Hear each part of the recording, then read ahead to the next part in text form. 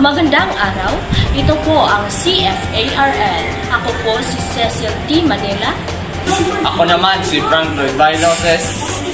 At ako naman po si Angel Pujo Tingka. At ako rin si Rinalyn Marcos.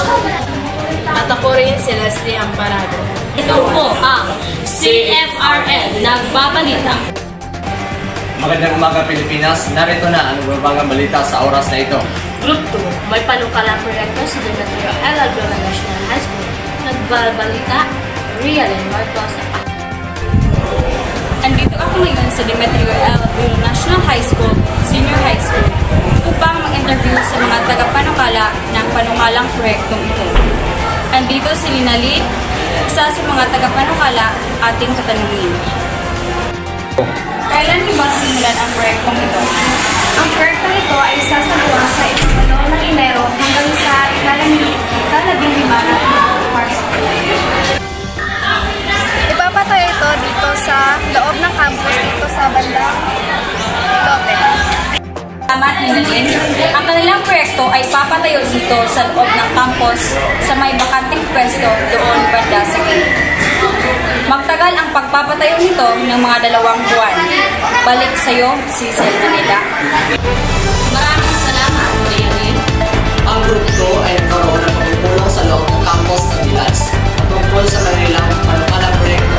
Punta naman tayo kay Angel.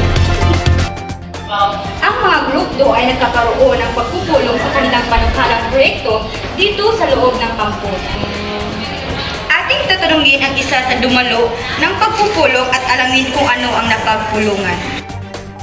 Sino ba ang iyong mga kasamahan sa pagpupulong? Ang aming kasama sa pagpupulay ang mga trabahante sa pagpapatayo ng proyektong ito, mga kasamahan kong mga tagapanukala. Ano ba ang inyong napagpulungan? Ang una ay aming pinaalam sa mga trabahador na ang proyekto ay dapat matapos ng 2 buwan at pinagplanuhan din kung ano ang mga materyales na gagamitin. Binanggit rin ang mga kahalagahan sa pagpapatayo nito at kung sino ang mga nakabenepisyo. Salamat, Leslie. Tatanungin naman natin ang ilang mga tagapanukala. Magandang araw. Sino po ba ang makabenepisyo sa pagpatayo ng inyong proyekto? Ang makabenepisyo ng aming proyekto ay ang mga mag-aaral dito. Mga talento sa pagguhit at pagbibigka. Pati na rin ang mga guro at ang mga guro na ang kurso ay tungkol sa sining. Maraming salamat. Marami ang mga tagapanukala sa panukalang proyekto sa pagpatayo ng salinyang pagbibigka. Ang mga makabenepisyo nito ang mga guro at ang mga mag-aaral. Balik sa iyo, Frank. Maraming salamat, Angel. Bakit nga ba naisipan nila na ipatayo ito? Bakit nga ba naisipan nila ipatayo ito? At bakit naman mahalaga ito dyan sa Gilas Senior High School? Bakit nga ba mahalaga ang silid ng pagbibigka? Mahalaga ito mahalaga ito sa campus sapagkat may mga ibang mag-aaral na walang pera para makabili ng materyales. Kaya ginawa ito para kung may ipapinta ang guro, pwede lang silang humiram ng mga materyales dito. Or humiram ng libre. Maraming salamat. Maraming salamat. Balik naman tayo sa ating CFRL na live sa pagpupulong. Rinalyn, sa palagay mo, ano kaya ang mga materyales na gagamitin nila sa pagpapatayo ng silid ng pagpipinta? Ang mga materyales na kanilang gagamitin ay mga blocks, sand, semento, bubong, pintura, angle bars, door, insult, bars, tabila, at plywood. Maraming salamat, Rinalyn. Maaari mo bang matanong ang iba pang mga kalahok or mga tagapanukala sa proyekto kung ilan ang nakatayang budget or pera na gagastusin sa proyekto ito? Andito si Irene ang ating tatanungin. Kung ilan ang tinatayang gagastusin na pera sa pagpapatayo ng proyekto ito? Ilan ba ang tinatayang gagastusin ng pagpapatayo ng proyekto ito? Nasa 300,000. Salamat. Ano kaya ang mga layunin ng panukalang proyekto ito? Ang layunin ng proyekto ito ay una, maraming mag-aaral ang matututo sa pagpipinta. Pangalawa, ay matuklasan ang mga talento ng mga mag-aaral sa pagpipinta. Ikatlo, ay mahikayat ang mga mag-aaral sa pag-iinsayo sa pagpipinta. Meron bang mga schedule ang mga trabahante sa pagpapagawa nito? For example, halimbawa, sa week 1 ay meron tayong sinasabi na layout sa ating pagpapatayo ng silid ng pagpipinta.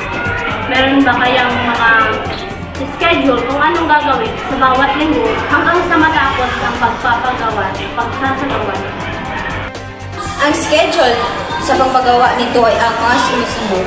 Unang linggo at Enero 8 hanggang Enero 12, 2024. Magsukat sa laki ng itatayong silid ng pagpipinta at maglagay ng kabelya. Pangalawang linggo, Enero 15 hanggang Enero 19, 2024. Maggawa ng kabelya para sa poste at maggawa ng mga poste. Ikatlong linggo, Enero 22 hanggang Enero 26, 2024, mag-file ng mga haloblak para sa padol. Ika-4, Pebrero 8 hanggang Pebrero 12, 2024, paggawa ng BIM. Ika-5 linggo, Enero 29 hanggang Pebrero 2024, paggawa sa bubong. 6 na linggo, Pebrero 12 hanggang Pebrero 16, 2024, flooring sa sahig. Ikapitong linggo, Pebrero 11 hanggang Pebrero 23, 2024, finishing sa mga pader at sa iba pang haloblak pa ang nilagay. Ika-8, Pebrero 26 hanggang Marso 1, 2024, paglagay ng kisame at sliding glass o bintana. Ika-9 na linggo, Marso 4 hanggang Marso 8, 2024, pagpintura at pagbinta ng mga iba't ibang disenyo. Ika-10 linggo, Marso 11 hanggang Marso 14, 2024, paglinis, pag-ayos at paglagay ng mga materyales sa pagpipinta at mga electric fan. Marso 15, 2024, selebrasyon sa pagbubukas, cutting ribbon ng bagong pinatayo na silid, ang silid ng pagpipinta. Maraming salamat. Hindi ba't walang special program of arts or SPA dito sa Dilan? Kaya nga sa, ngayon ay puntahan naman natin ang ating ka-CFRL sa kabilang planeta.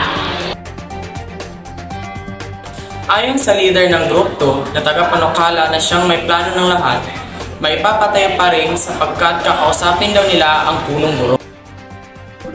Maaari namin kausapin ang punong guro na kung hindi kayang lagyan ng SPA ang paaralan dito, maaari pa rin nating ipatayo ito sapagkat may asignatura tayo sa grade 12 na CPAR o Contemporary Arts na kung saan ang mga pagpipinta at pagguguhit na bibilang. Magagamit din ito sa mga mag-aaral dito na libre. Sino po ba ang atasan nyo sa silid pagpipinta kung naitayo na ito?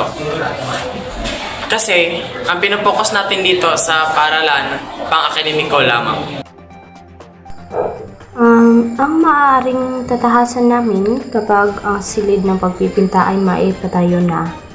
Ang mga guro na nagturo sa CPAR at ang guro na nag-aaral sa kurso na MAPE dahil kabilang din naman ang sining ng pagpipinta. Maraming salamat. Ito ang magiging estruktura sa pagpapatayo ng silid na ito.